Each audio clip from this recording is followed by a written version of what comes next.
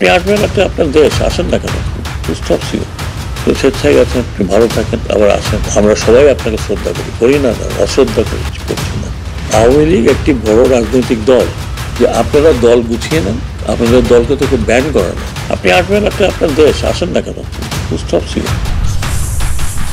ছাত্র আন্দোলনের মধ্য দিয়ে শেখ হাসিনার পতনের পরপরই এবার বাংলাদেশের কোন পদে কাকে বসানো হবে তা নিয়ে হিড়িক শুরু হয়েছে। সম্প্রতি এরই মধ্যে বিতর্ক উঠছে স্বরাষ্ট্র উপদেষ্টা এম সাখাওয়াতকে নিয়ে। হঠাৎ করে কেন তাকে এই পদে বসানো হলো, আবার হঠাৎ করে কেন তাকে এই পদ থেকে সরিয়ে দিয়ে আবারও আরেক পদে দেওয়া হয়েছে, সেটি নিজ মুখেই বললেন তিনি। বিস্তারিত তথ্য থাকছে পুরো ভিডিওতে, বিস্তারিত জানতে আমাদের সাথেই থাকুন। অন্তর্বর্তী সরকারে পুরাতন উপদেষ্টাদের মধ্য থেকে ৮ জনের দপ্তর পুনর্বণ্টন করা হয়। স্বরাষ্ট্র মন্ত্রণালয় ও কৃষি মন্ত্রণালয়ের দায়িত্ব দেওয়া হয়েছে লেফটেন্যান্ট জেনারেল অব জাহাঙ্গীর আলম চৌধুরীকে, আর স্বরাষ্ট্র মন্ত্রণালয়ের দায়িত্ব থেকে সরিয়ে ব্রিগেডিয়ার জেনারেল অব এম সাখাওয়াত হোসেনকে দেওয়া হয়েছে বস্ত্র ও পাট মন্ত্রণালয়ের দায়িত্ব। স্বরাষ্ট্র মন্ত্রণালয় থেকে সরিয়ে দেওয়া নিয়ে এম সাখাওয়াত হোসেন জানান, এতে মন খারাপের কিছু নেই, আলহামদুলিল্লাহ আমার যতটুকু করার সাধ্য ছিল করে আসছি। বস্ত্র ও পাট মন্ত্রণালয়ের উপদেষ্টা করা প্রসঙ্গে এম সাখাওয়াত হোসেন বলেন, এখন যেখানে দিয়েছে সেখানে কাজ করতে পারলে করব, আর যদি মনে হয় কাজ করতে পারবো না তবে আমি বিদায় নেব। স্বরাষ্ট্র উপদেষ্টা হওয়ার পর গত 12ই আগস্ট স্বরাষ্ট্র মন্ত্রণালয়ের সভাকক্ষে সাংবাদিকদের সঙ্গে কথা বলেন এম সাখাওয়াত হোসেন।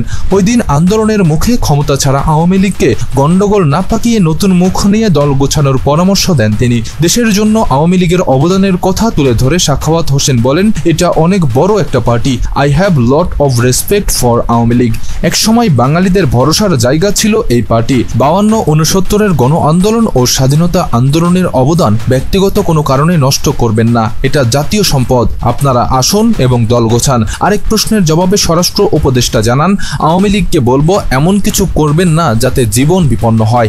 আপনারা রাজনৈতিক দল হিসেবে দলকে গুছিয়ে নিন, নির্বাচনে অংশ নিন, জনগণ ভোট দিলে ভোটে যাবেন, তবে প্রতি বিপ্লবের স্বপ্ন দেখলে হাজার হাজার মানুষের রক্ত ঝরবে। সেই সঙ্গে ভারতে থাকা সাবেক প্রধানমন্ত্রী শেখ হাসিনাকে দেশে ফেরার পরামর্শ দিয়ে এম সাখাওয়াত হোসেন আরও বলছিলেন যে আপনি ভালো থাকেন, আবার আসেন, আমরা সবাই আপনাকে শ্রদ্ধা করি, কিন্তু গন্ডগোল পাকানোর মানে হয় না, এতে লাভ হবে না, বরং লোকজন আরও ক্ষেপে উঠবে।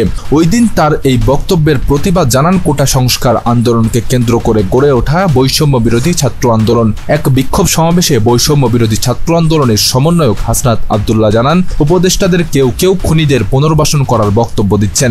আমি মনে করিয়ে দিতে চাই, ছাত্র জনতার অভ্যুত্থানের মধ্য দিয়ে আপনি উপদেষ্টা হয়েছেন। প্রসঙ্গত প্রধান উপদেষ্টা অধ্যাপক মোহাম্মদ ইউনূসের নেতৃত্বাধীন 17 সদস্যের অন্তর্বর্তী সরকারে যোগ দিতে আরও 4 জন উপদেষ্টা শুক্রবার 16ই আগস্ট শপথ নিয়েছেন।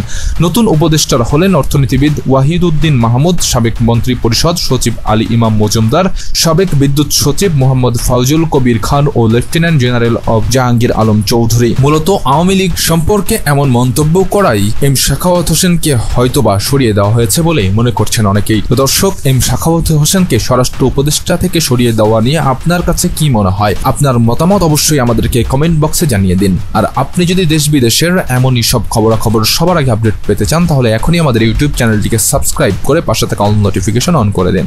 ধন্যবাদ।